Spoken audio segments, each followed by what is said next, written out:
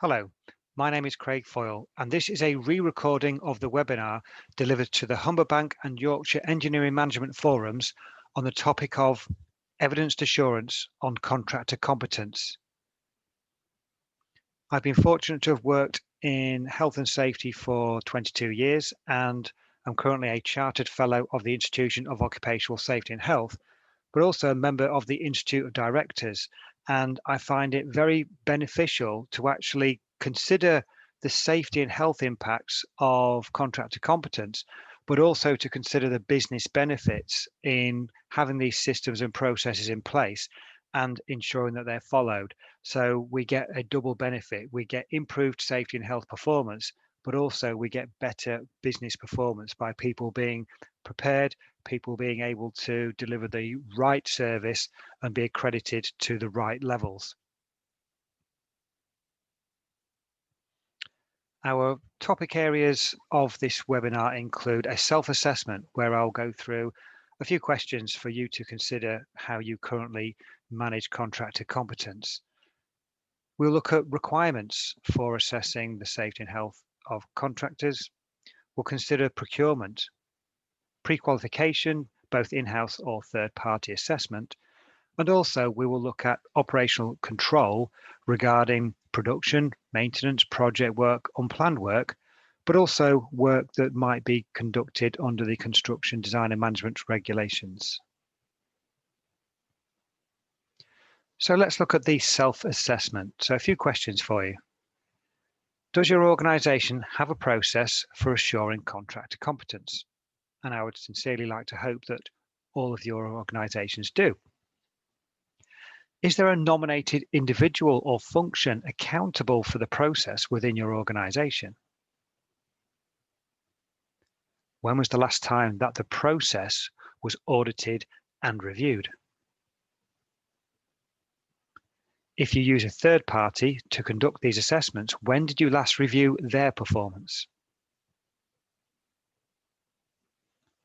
How are the results from third-party audits communicated within your organisation? We could also extend that to how are the results of your in-house audits communicated within your organisation? And are those engaging contractors required to check the work required is covered by the approved scope of the contractor? This question looks at, are you checking all aspects of the contractor's scope of work that may be done on your site? So you may have all of this in place, and therefore this is a good review process to give you the confidence that you are managing all the processes that you need.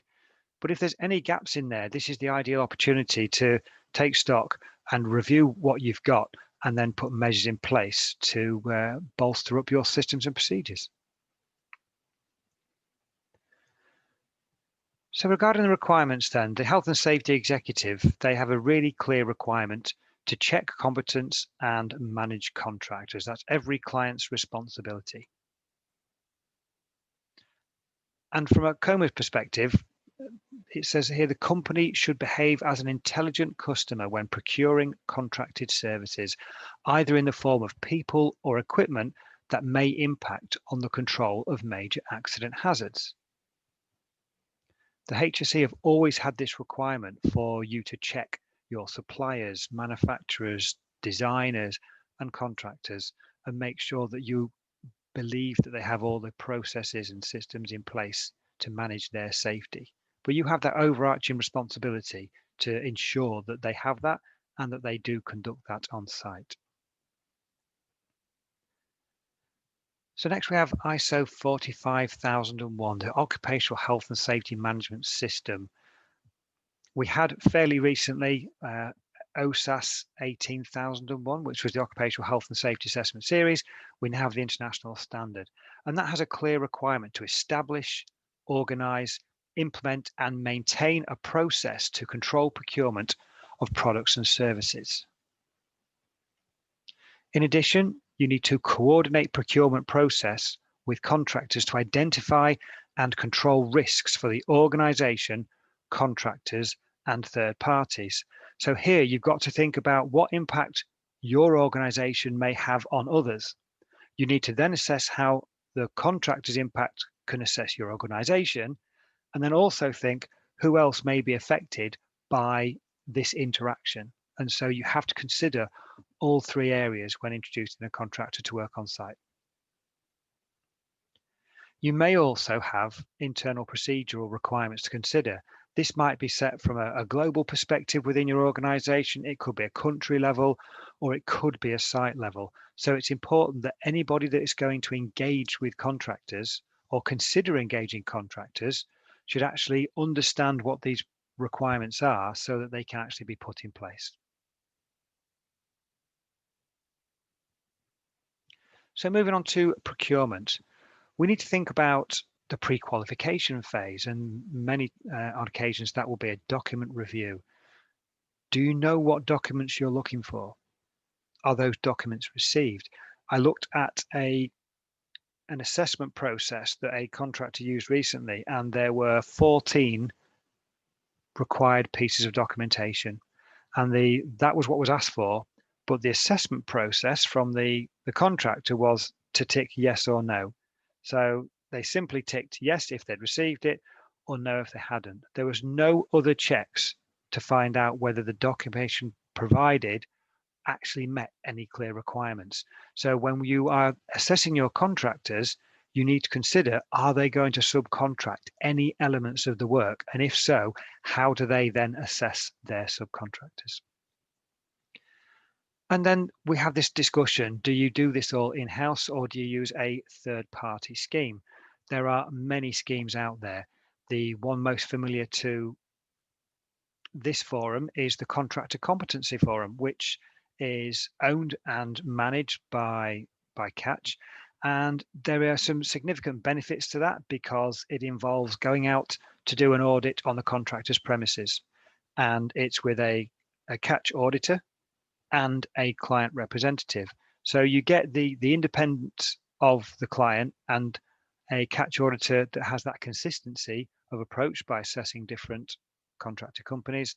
And I think to see a contractor's premises is very valuable. If you go and the housekeeping is really bad, there's no segregation from vehicles and plant, people are using welding plant without screens, it gives you a very good indication of what you're going to get on your site when the contractor turns up. There are other schemes out there. Safe Contractor, the International Safety Rating Scheme, ISRS, Achilles Verified, CHAS, and many more. A lot of these schemes are purely document review, and they don't understand or know the contractors at all. They literally are assessing the information that's given. So my notes here really to try and make you aware is consider what type of process is being done. Is it purely a desktop review, or like Concom, is there a site review? Be mindful that the contractor determines the scope of accreditation with many schemes because the actual contractual relationship is between the contractor and the scheme. So a contractor may be accredited for workshop fabrication, nice and simple, but then they might then do site installation. Now the third party scheme may not have assessed that, but all of a sudden somebody is on the scheme, as it were, is on your site and they've not been assessed for site installation. Therefore, risk assessments, method statements regarding site installation might not be covered. So you need to check that. Information on third-party schemes is available on a portal. If you have done an in-house audit process for contract competence, that information will be available. Very often when I deal with project managers and engineers, they say, oh, they're on our approved list, or, oh, they're Concom accredited. And that's really good that you have a list or that you use a third-party system and there is a portal with that information. But it's really important to actually dig deeper occasionally and check that accreditation, look at the scope of supply, find out if a contractor's rating has declined since the last audit so that you can make sure that you bridge those gaps when it comes to your next piece of work.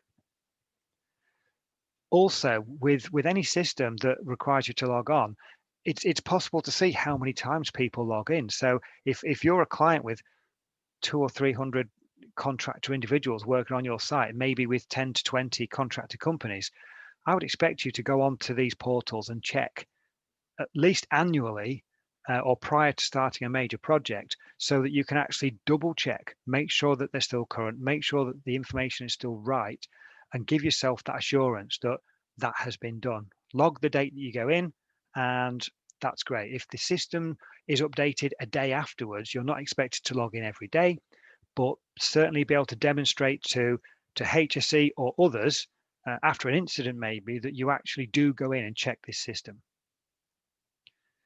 I suggest you review sample documentation from audit against actual. You might find a contractor provides a fantastic gold-plated set of documentation to get accredited, but then when it comes to working on site, they're not using the same material, and you need to know that that matches. So check the portal, check your own company systems, and see if it is actually as originally assessed. Some third-party schemes have an other section where there's not a category for that piece of work. Find out what that means. And if you don't know, then don't assume that it covers the other work that might be done. Everything I've said so far is really a stage 1 assessment. You're checking documentation, systems and procedures. The stage 2 assessment is go and talk to the people that are going to do the work. The stage 2 assessment is visit other sites where the contractor is working, talk to other client companies that are using that contractor, get that assurance that they can do the level of work that you want. And if you see the work being done on another site that meets your standard, you say, I want you to do that standard there on my site, and make it really clear. And the procurement process is so important, because if this is done at this stage, if we involve procurement in the safety and health assessment at this stage, it means that by the time the contractor comes to site, everybody knows what they're doing, they know why they're doing it, and they know the standards to be achieved.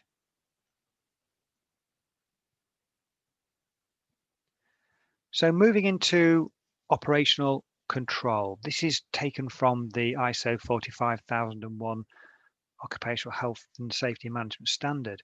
And so really we're thinking about looking at how we assess contractors for work, for routine production, maintenance, projects, but also think about unplanned work. And I think at this stage, I just have to say we need to be mindful about embedded contractors and over familiarity. We sometimes assume that they've been here that long that they must know our systems and procedures. I've also seen clearly how embedded contractors are able to do more work, perhaps without some of the checks and measures in place, because you think that because they know you very well, that they will do everything that's needed, and that's not always the case. And so we need to just plan for that and make sure that we still follow our requirements. So what things do we need? The right risk assessment and method statement, only to the size that's necessary, not hundreds of pages. What is actually needed to tell people what to do safely, how to do it safely, and how they stop something going wrong. But if it does go wrong, how can they manage that and get the necessary help that they need? Think about management and supervision. Do you need to specify the levels of management or supervision required for some contractor work on site? Who is actually in charge of the people when they are actually working? If it's a maintenance contract, for example, and you're only bringing in the labor only element, be mindful that you become a master in terms of the master-servant relationship in health and safety law. If you're telling those individuals what to do, when to do it, how to do it, then it takes away some of the responsibility from the contractor. Look at training records. What are your minimum requirements? Specify them before people come to site and check them to make sure that they are there. Think about work equipment. Set your standards for what you want contractors to bring on site and check that it comes on site, and then periodically check to make sure that that equipment is still being maintained in a suitable level. A common one for me here is access to a competent person. Every company should have access to a competent person. That's a legal requirement. But I think we need to find out who that competent person is. Do they have relevant industry experience? And what do you expect that competent person to be involved with on site? Are you going to plan a number of visits that they need to be there? Are you going to engage with them? Are you going to include them so that they know everything that they need to know, and they can also pass that information on and be a two-way communication process? When you think about adequate resource meaning number of people to be able to fulfill the job in the timescale required. It might be having the right plant and equipment. Adequate resource might be having suitably trained and competent individuals available to deliver that service that's needed. As a client, you need to make sure that you are monitoring contractor management. So what would you expect you to do for the contractors? But equally so, contractors are responsible for their own personnel. So how are they monitoring their own work? Are there systems in place that you actually get them to report to you to say how they're doing? And that then gives you, again, more assurance that they are in control and doing what they should. Now, construction design and management, a set of regulations that first came out in 1994, were updated in 2015. And there's been a clear requirement for all construction work to be managed under these regulations. There is a lot of confusion still when it comes to some clients' interpretation of when the regulations apply. They apply to all construction work, whether it's one person doing some construction work on site or whether it's 1,000 people on a major shutdown. And if we go back to procurement, do your procurement processes actually include construction work? I've seen many procurement processes that don't. They're looking at routine production, maintenance, and but not so often project work. So what are your procurement processes for assessing and appointing certain people? So let's have a look at that in more detail. So we need to make sure that the internal and external contractor assessment process includes construction. So my point here is that if you are assessing all the contractors in-house, then you need to make sure you consider CDM. If you're using a third party, then make sure they include for the various different roles and that there's some CDM awareness in there as well. Make sure that your accreditation includes principal designer and principal contractor. It's not enough to just have CDM awareness. If you're going to appoint somebody as a principal designer, they need to demonstrate to you that they've got the skills, knowledge, attitude, training, and experience to do that role properly. The same with principal contractor. And so you want evidence that they have done the job before and that they understand the process and they can take you through that. There's always a first time for everybody. So if you're going to appoint somebody as a principal designer and it's the first time they've done it, that's okay, but have some checks and measures in there and maybe some support as well to guide them along their way to help them to do the job properly rather than expect them to just take it on board and not meet the requirements. Principal designers and designers have safety competencies. They should have safety competencies and apply the principles of prevention, an expanded hierarchy of control, if you like. So designers need to understand about safety and health. They need to plan and do their design to minimize harm during construction. They need to minimize harm during the operational use of the workplaces. They also need to minimize harm when you're maintaining it. And also they need to think about how you deal with the end of life. And so for me, I would expect designers to have some health and safety training. The level of that depends on the complexity and scope of a project or a process that you might be looking at, but it's really important to check that designers understand about health and safety. Conduct contractor site audits on a live site to assess suitability. This is where you can get procurement and somebody from projects to go and look at a live site and see how they operate. A really tidy site shows a good level of control, and that's something which is really important to then bring forward. This helps you with your stage 2 review so that you can make sure that you've seen it, you've discussed it, you've got references, and this is really, really useful anyway in giving yourself the assurance that you've picked the right contractor. But things do go wrong. And I've dealt with a project where there was a full contractor pre-qualification, very, very detailed, lots of visits, lots of checks and measures. a project started, everything's working according to plan, and yet an accident happens. And as a client, they were able to show all of this process was in place and that they were checking to see if the contractor was doing the work. Now, something happened, and that just then introduces lots of other parameters that need to be considered, but you've got to make sure you make that effort to do these checks properly. And then finally with this, you need to monitor compliance with CDM client requirements. You have clear duties as a client, and your duties are you need to make sure that the principal contractor and the principal designer do their jobs. Now, you do not have to do their jobs for them, but you've got to make sure that they do the work that was expected of them. So that's having an audit process in place and checking to make sure that it's done correctly. So we had some questions when we did the live webinar, and I've put down 3 of them here to go through with you. So the first question was, we have equipment manufacturers and suppliers from outside the UK at our worksite. How would you assess these? So some overseas companies may have UK-based accreditation, however, many do not. On past projects, I've worked with them to review their national standards and training requirements to see how they compare to the UK requirements. In the Netherlands, for example, there is the VCA scheme, which is applicable to both companies and individuals.